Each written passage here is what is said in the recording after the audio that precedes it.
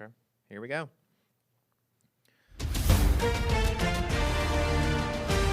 Thanks so much for joining me for WSAZ Plus. Good morning, everyone. I'm Shannon Litton, and we are joining you here on MLK Day. It's MLK Day, so hopefully a lot of you are home this morning as you are listening to us or watching us from your streaming TV or maybe on your mobile phone. A lot of people, of course, having the day off for this federal holiday, and we'll get to a little bit about that here in just a moment. But I wanted to come on here and, of course, discuss some of the top headlines that we're following. It is a first alert weather day today, and really we have four first alert weather days for the week. Our meteorologist Nicholas Snyder filled in for Dylan Goday this morning, and of course he's going to be having our forecast. And I actually want to go to him first this morning because of what we're expecting. We're also expecting a big storm, potentially the first major winter storm of the year. So let's go over to Nicholas Snyder for your first alert weather forecast this morning.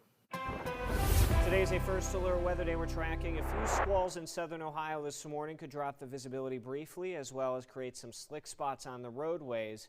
But the bigger story is what's headed our way tonight and tomorrow. Another first alert weather day will kick in around this time. Overnight lows dropping into the single digits. Even with a light breeze, that wind chill is really going to drop. You're talking dangerously cold wind chills below zero overnight tonight. Do expect some school closures or delays tomorrow morning. Because of that, you're going to need to run the faucets as well to prevent those pipes from bursting. Definitely don't want to see that. In the meantime, the rest of the day tomorrow should warm up a little bit. Temperatures rising back into the middle and upper 20s. Seeing a few showers on Wednesday evening should not be overly impactful. We reach near 50 degrees on Wednesday afternoon. Thursday back into the 40s, 20s as we head into Friday, and two first alert weather days for the weekend. This is something we are watching very closely. Much more on this will be talked about on First Alert Weather Plus over this evening, as a major winter storm has the potential of moving in. Right now the track appears to be further to the south, meaning the heaviest snow would favor the coal fields in that general area, but a lot can change in the next 5 days. We could see some small shifts back to the north, some small shifts back to the south. That could indicate some ice if it shifts back to the north, and heavier snow further to the north, or heavier snow continuing back further to the south. The bottom line is, though, we could see some very impactful weather moving in for the weekend and very cold temperatures. Even if the snow shifts well to our south, we're talking about temperatures that are going to reach into the single digits for your lows and eventually wind chills reaching the negative teens for a lot of us with a lot of breeziness. So a lot to talk about here in the next 5 to 7 days, and we will keep you updated here on WSAZ, WSAZ.com, here on WSAZ Plus, and of course on our First Alert weather app.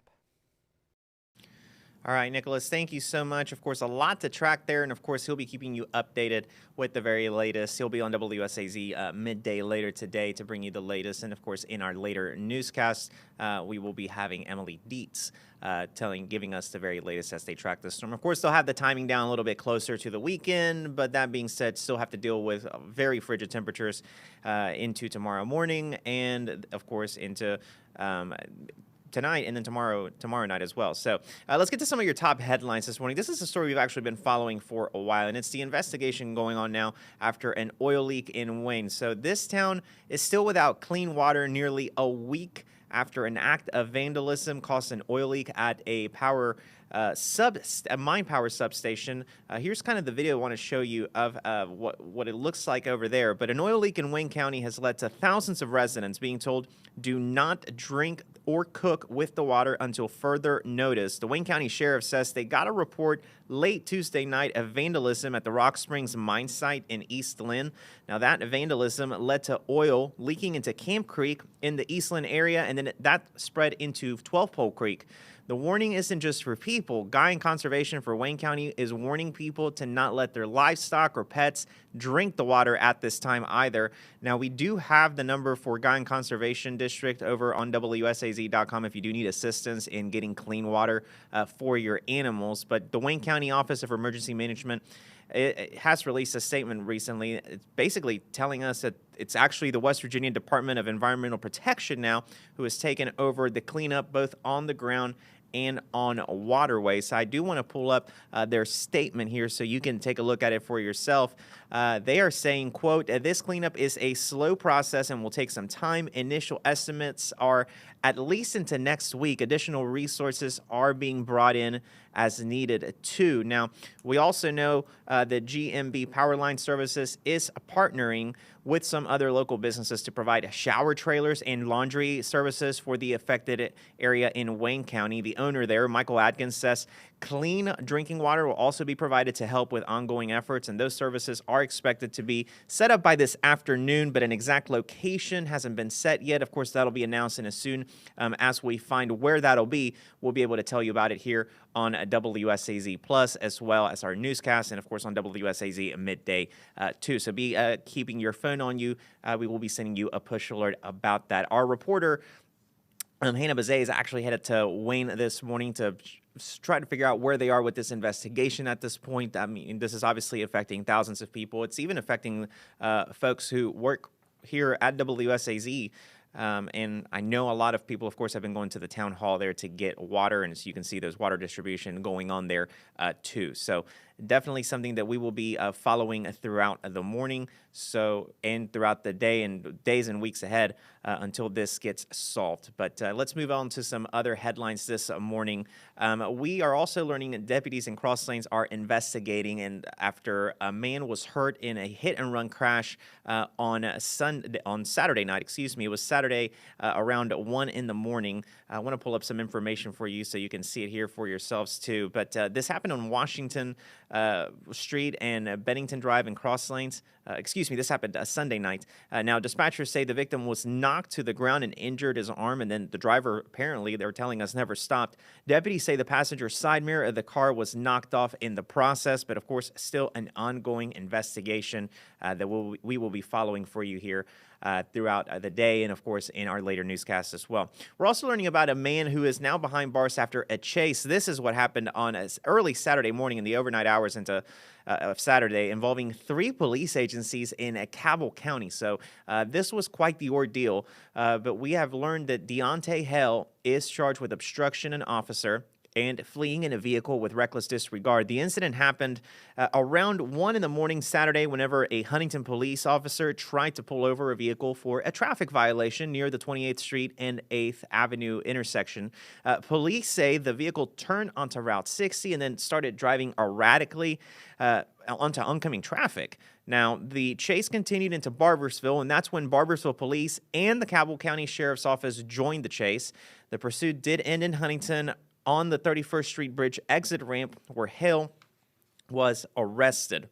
So definitely quite an eventful night there for police departments, but of course, more charges will be filed, and we will be keeping you updated with that as well. We're also learning of a former teacher this morning in Jackson County, West Virginia, who's now facing child sexual abuse charges. Court officials say Emily Wise is charged with a sexual abuse of a child under 16 by a parent, guardian, or custodian. Jackson County Schools telling us in a release they are aware of the allegations, and Weiss is no longer an employee at the schools. They did say the safety and well-being of students are their top priority, and they are currently cooperating with law enforcement officers. Of course, we'll be following this story for you as well.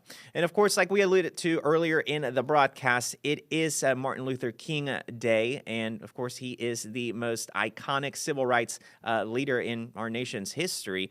Now, he was born in 1929, and King's involvement with the civil rights movement dates back to the 1950s. He led the Montgomery bus boycott in 1955 after Rosa Parks famously refused to give up her seat to a white passenger. King quickly became the de facto face of the growing movement, and Dr. Martin Luther King Jr. was awarded the Nobel Peace Prize in 1964. That's the same year the Civil Rights Act was passed and signed into law by President Lyndon B. Johnson. King also spoke out against the Vietnam War in 1967. He was assassinated, though, in Memphis, Tennessee the following year. You might wonder why we celebrate MLK's birthday on Monday. That's because of the Uniform Monday Holiday Act. It calls for certain federal holidays to occur on Mondays to provide long weekends. His birthday, though, was this past Thursday, and he would have been 97 years old. Of course, a lot of events happening in our region to honor Dr. King's legacy. Hopefully, you'll be able to take part in one of those if you are off today, at home today. But definitely something that we'll also have some coverage on later on in our newscast. And speaking of our newscast, so things are a little bit different because it's a holiday. And there's actually a programming change that we need to tell you about on WSAZ. So our newscasts are 4 o'clock. First look at 4, first at 5, 5:30 edition, and our 6 o'clock edition. They will be broadcast here online, and you'll be able to watch it on streaming TV. You'll be able to watch it on your phone, but they will not be on NBC today. And that's because of NBA basketball games that are happening throughout the afternoon. Now, that being said, our 10 o'clock newscast on the CW will still air as planned, and so will our 11 o'clock newscast on WSAZ. But again, if you're wanting to watch First Look at 4, First at 5, 5:30 edition, or WSAZ 6 o'clock, then you will have to watch it on streaming TV or on a smartphone or computer by going to WSAZ.com and then going to our live streams on there. And that's because of NBA basketball happening. But that's a look at your headlines today on this Monday morning. Of course, we'll be keeping you updated here on the WSAZ Plus desk on any breaking news that's happening throughout the day. And of course, we'll have, again, our later newscasts on WSAZ Plus, and it's because of NBA basketball. But we do hope you have a safe Monday. Try to stay warm. It's pretty cold out there, and it's only going to get colder. It's pretty windy out there, too, so make sure you're bundled up, and we will see you here again on WSAZ Plus tomorrow morning. Have a great day.